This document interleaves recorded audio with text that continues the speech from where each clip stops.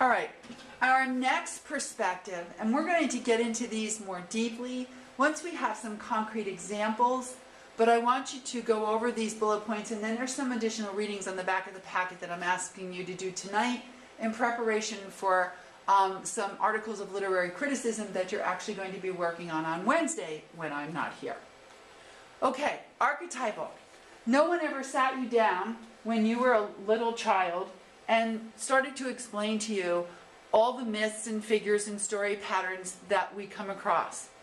But as we go through things, as we read storybooks when we're children, as we watch movies, we begin to see patterns develop. And we're not even really conscious of the patterns, but they begin to fill what is referred to our collective unconscious, so that we understand certain things. We understand that if an author uses a river, as we'll see in Huck Finn, that there is some kind of journey motif. There's an implication that there is a beginning and an end to this story, and that there are events that are going to take place along this journey, along this river, that are going to be meaningful in terms of the text.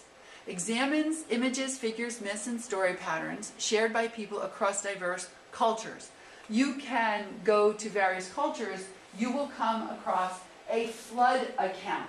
Just like the biblical account of the flood, the idea of cleansing that comes with the flood, the idea of new beginnings, that is generated in many cultures.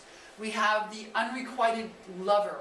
We have the idea of the snake, the devil, the trickster. And quickly write down on your sheet, what were the stories that we had that involved the snake and the trickster, the black man, those types of things.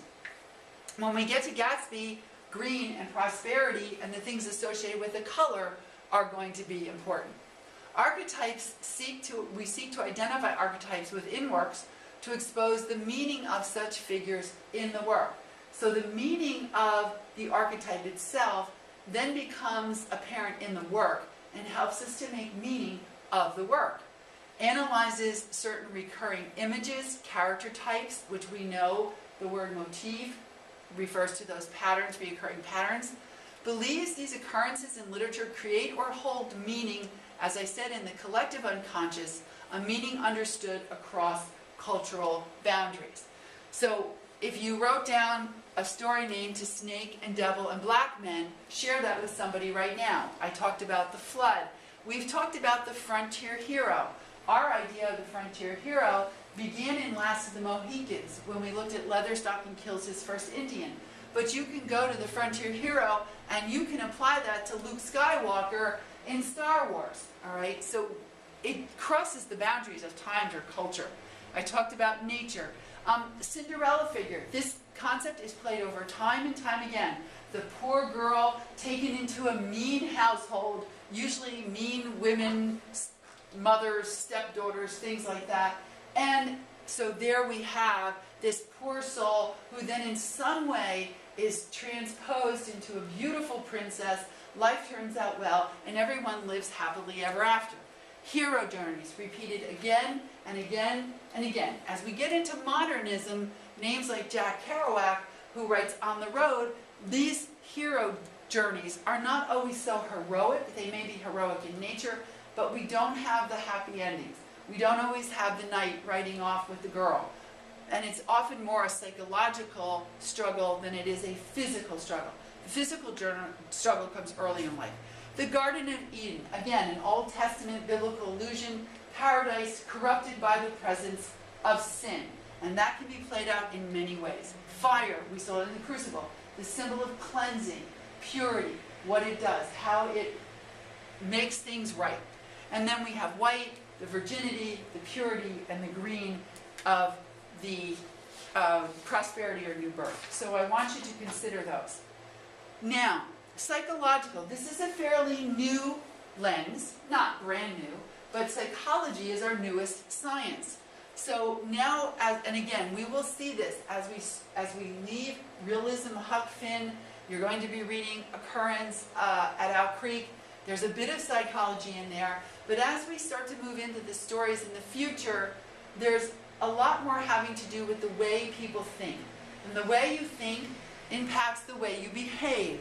And modern writers now that we're moving away from the land, people are not living on the land. We're not in an agricultural society. We're much more in an urban setting. We begin to see this in 20th century literature, where more time is spent on the way people think. There's less physical action in works and much more having to do with the mind. Explores and analyzes literature in terms of a mental process, focuses on the belief that there are recurrent patterns of development for most people, makes educational guesses as to what or who has been repressed or transformed in an individual's life, thinking, patterns, and behavior. Attempts to apply a developmental concept to the text. An Oedipus complex, Freud's psychological theories.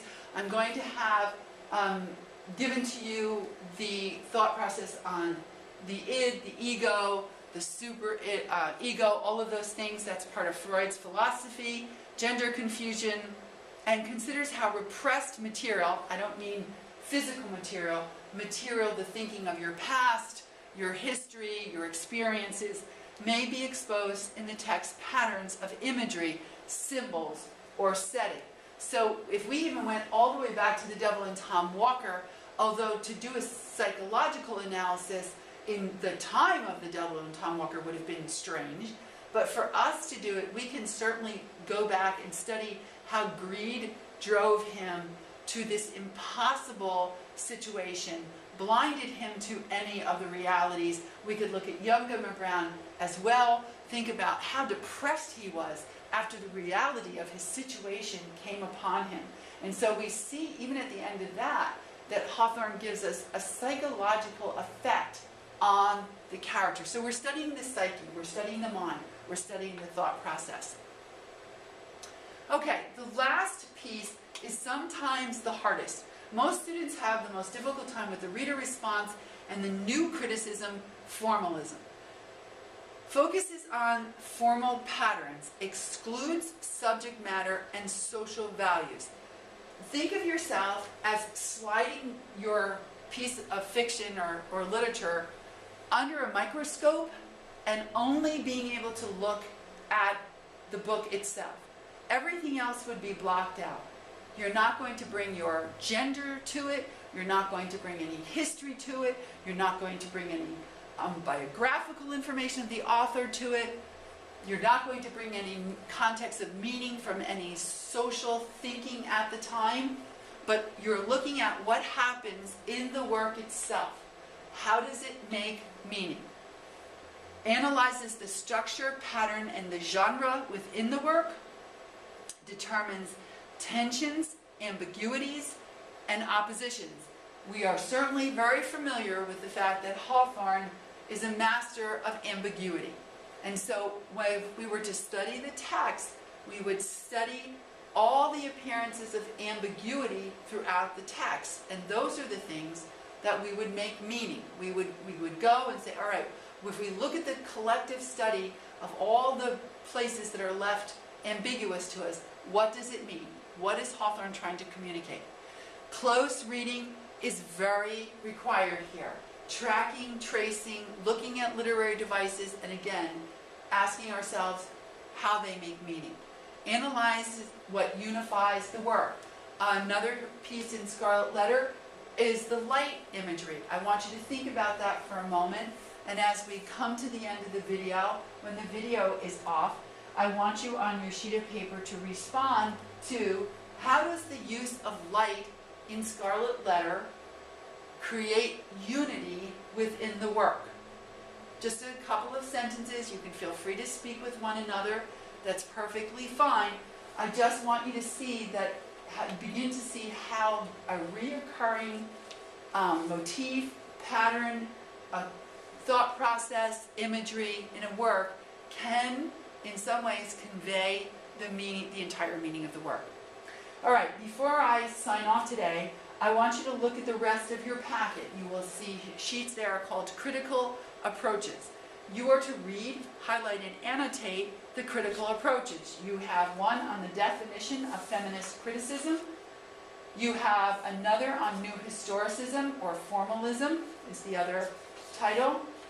You have the definition of psychoanalytical criticism, definition of reader response criticism, and new criticism, and formalism. All right, those last two, I'm sorry, the new historicism is the one that deals with the biographical information and the historical information, and new criticism and formalism go hand in hand. So tonight, for homework, Tuesday night, what I'd like you to do is RHA those particular packets so that you fill in all the knowledge in terms of literary criticism and analysis. And please feel free as you're RHAing to ask questions, and come prepared tomorrow because I'm going to leave several articles. I'm going to divide you up in different groups, and I'm going to ask you to specifically read the articles of literary criticism I'm giving you. I will designate as to the particular lens that is used in the article so that you can see how it's used, and I want you to RHA those articles. I will have them handed out to you. You are not going to go into groups tomorrow. You are going to sit and read your article in and of itself. I want this packet next to you, and I want you to go back and forth between the articles in order to discover aspects of the criticism, highlight it, underline it, ask questions of it, bring some understanding about it, and I want you to really begin to apply this. This is part of your literary research paper, so getting a grasp on literary criticism is really important. I will be in and out of school tomorrow on Wednesday, but I probably will not be here for class. And then on Thursday, we're going to do a jigsaw activity with the literary criticism, and then you'll be part of a group, a collective group, with different representations of the criticism in the group, and you will be the expert helping to disseminate the information to the group. I miss you all. I will see you when I return. Thank you.